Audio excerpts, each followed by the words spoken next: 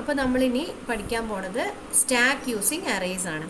അപ്പോൾ stack using അറേസിൽ we are going to implement the stack operations, pushing into the stack, popping from the stack and displaying the stack elements. ഈ 3 operation ആണ് നമ്മൾ ചെയ്യാൻ പോകുന്നത്.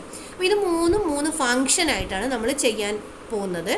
അപ്പോൾ you can see I have given A function declaration which we have already scene in C. എങ്ങനെയാണ് നമ്മളൊരു function declare ചെയ്യുക?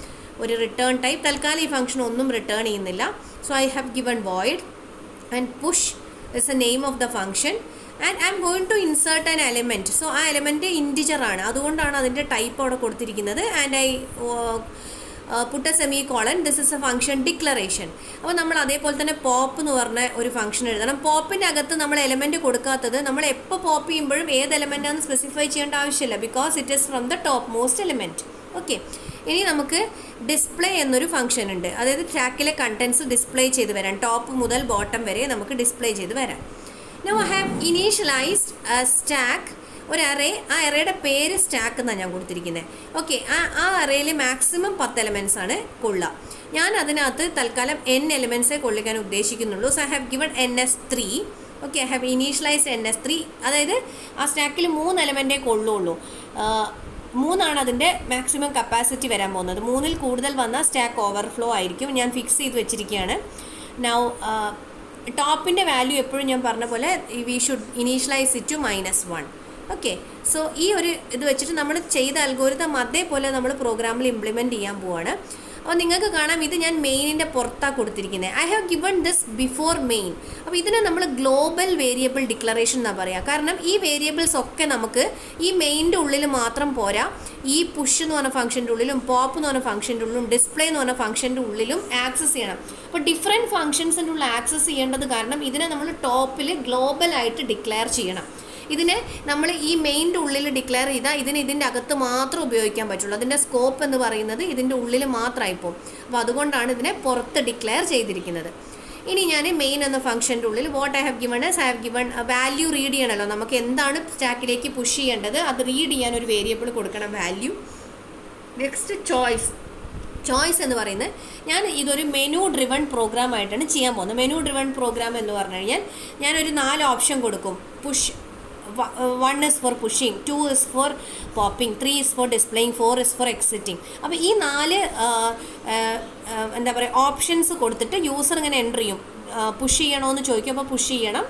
നമ്മൾ 1 പ്രസ് ചെയ്താൽ ഇറ്റ് വിൽ പുഷ്, 2 പ്രസ് ചെയ്താൽ it will pop from the stack, 3 press ചെയ്താൽ it will display the contents of the stack. അങ്ങനെ ഒരു option യൂസർക്ക് option specify ചെയ്ത് കൊടുക്കാൻ പറ്റുന്ന രീതിയിലാണ് ഞാനിങ്ങനെ ചെയ്യാൻ പോകുന്നത്.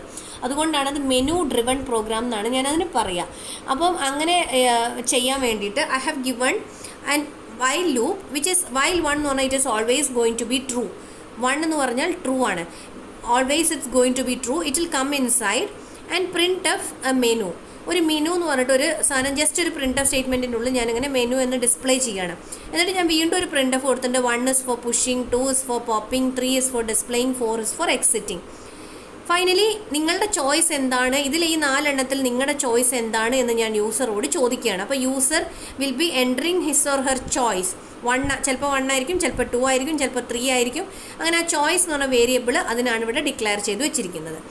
Now after reading the choice, if user's choice is 1, അപ്പോൾ നമ്മളൊരു സ്വിച്ച് കേസ് വെച്ചിട്ടാണ് ഇത് ചെയ്യാൻ പോകുന്നത്. Switch, you have already scene switch.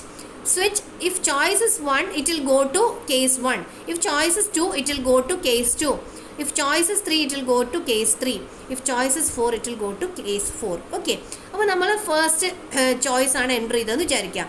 അപ്പോൾ it will come to push അല്ലേ, പുഷാണ് ഫസ്റ്റ്. അപ്പോൾ നമ്മൾക്ക് കേസ് 1ലേക്ക് വരും. It will ask the value to be inserted, ഏത് വാല്യൂ ആണ് ഇൻസേർട്ട് ചെയ്യേണ്ടതെന്ന് ചോദിക്കും. എന്നിട്ട് ആ വാല്യൂ യൂസറോട് എൻ്റർ ചെയ്യാൻ പറയും. ആ വാല്യൂ എൻ്റർ ചെയ്യാൻ നമുക്കൊരു scan of %d ampersand value, you have to read the value. അപ്പോൾ ഞാനിപ്പോൾ ഇവിടെ ഒരു 3 എന്ന് പറഞ്ഞ വാല്യൂ ആണ് റീഡ് ചെയ്യുന്നതെങ്കിൽ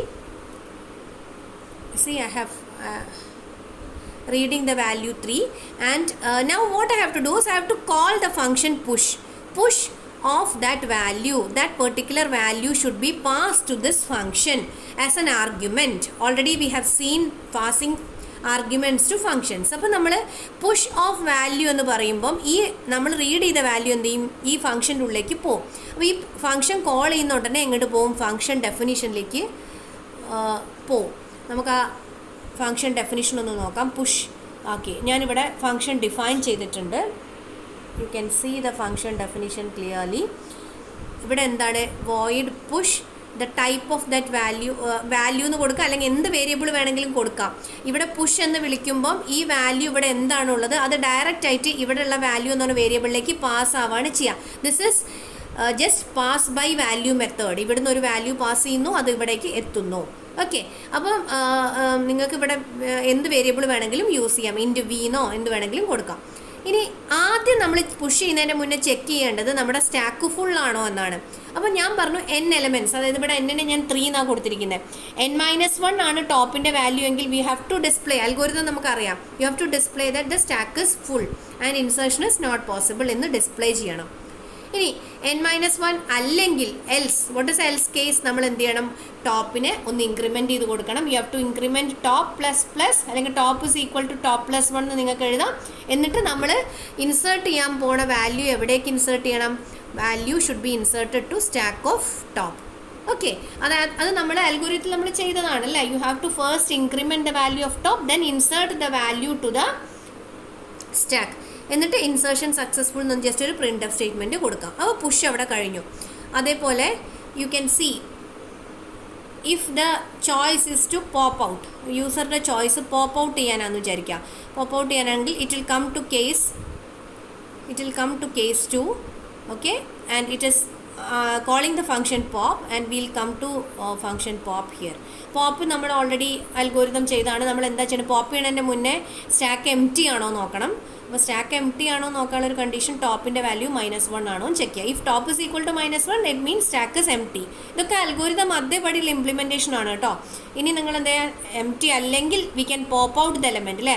ആദ്യം നമ്മൾ ഡിലീറ്റ് ചെയ്യുന്ന എലമെൻറ്റ് ഏതാണ്? ടോപ്പിലെ എലമെൻ്റ് ആണ്. എന്നിട്ട് നമ്മൾ എന്ത് ചെയ്യണം? ടോപ്പിനെ ഡിക്രിമെൻറ്റ് ചെയ്ത് കൊടുക്കണം. Top is equal to top -, അല്ലെങ്കിൽ top is equal to top -1 എന്ന് നമുക്കിവിടെ എഴുതാം. ഓറൽസ് ടോപ്പ് -, എന്ന് മാത്രം എഴുതിയാലും മതി. Both are equal. ഇനി നമുക്ക് സ്റ്റാക്കിനെ ഡിസ്പ്ലേ ചെയ്യണം ടോപ്പ് മുതൽ ബോട്ടം വരെ. അപ്പോൾ നമ്മുടെ ചോയ്സ് ഈ സ്റ്റാക്കിലേക്ക് നമ്മൾ ഇൻസേർട്ട് ചെയ്ത എലമെൻ്റ് ഒക്കെ ഒന്ന് കാണണം എന്നുള്ളതാണെന്ന് വിചാരിക്കുക. അപ്പോൾ third choice. So whenever case 3 switch off 3 is called, it will go to this function display. എന്നിട്ട് ഡിസ്പ്ലേ എന്ന് പറഞ്ഞ ഫംഗ്ഷൻ എന്താണ് എഴുതി വെച്ചിരിക്കുന്നത്? നമ്മൾ സ്റ്റാക്കിൻ്റെ ടോപ്പ് മുതൽ we have to start display. Where is display? സ്റ്റാക്കിൽ ഒന്നും ഇല്ലെങ്കിൽ നമുക്ക് സ്റ്റാക്ക് എംപ്റ്റി എന്ന് പ്രിൻറ്റ് ചെയ്യണം. Okay, top is equal to -1 you can display stack is empty. Else what you are suppose to do? സ്റ്റാക്കിലെ എലമെൻറ്റ്സ് എവിടെ മുതൽ തുടങ്ങും? ഐയുടെ value from top i greater than 0, i -, each time top മുതൽ നമ്മൾ ഐയുടെ വാല്യൂ സ്റ്റാർട്ട് ചെയ്യുന്നത് ടോപ്പിൽ നിന്നാണ്. പിന്നെ i is greater than 0, top is greater than equal to 0. അങ്ങനെയാണെങ്കിൽ സ്റ്റാക്ക് ഓഫ് i, അതായത് സ്റ്റാക്ക് ഓഫ് ടോപ്പ്. ഫസ്റ്റ് നമ്മൾ ടോപ്പിൽ എലമെൻറ്റ്, പിന്നെ ഐയുടെ വാല്യൂ ഡിക്രിമെൻറ്റ് ചെയ്തു. അപ്പം ടോപ്പ് തൊട്ട താഴത്തെ എലമെൻ്റ് ആവും, പിന്നെ തൊട്ട താഴത്തെ എലമെൻ്റ് ആവും. Until i is values 0 will keep on displaying it. അപ്പോൾ നമുക്കൊന്ന് ഇത് എക്സിക്യൂട്ട് ചെയ്ത് നോക്കാം എങ്ങനെയാണ് ഇത് എക്സിക്യൂഷൻ വരുന്നത്. അപ്പോൾ നിങ്ങൾക്ക് ഈ മെനു ഡ്രിവൺ പ്രോഗ്രാം എങ്ങനെയാണ് ചെയ്യാന്നുള്ളതൊന്ന് ക്ലിയർ ആവും. ഡിസ്പ്ലേ ചെയ്യുമ്പോൾ ഒരു ക്ലാരിറ്റി കുറവ് വരുന്നുണ്ട്. hope it is clear now.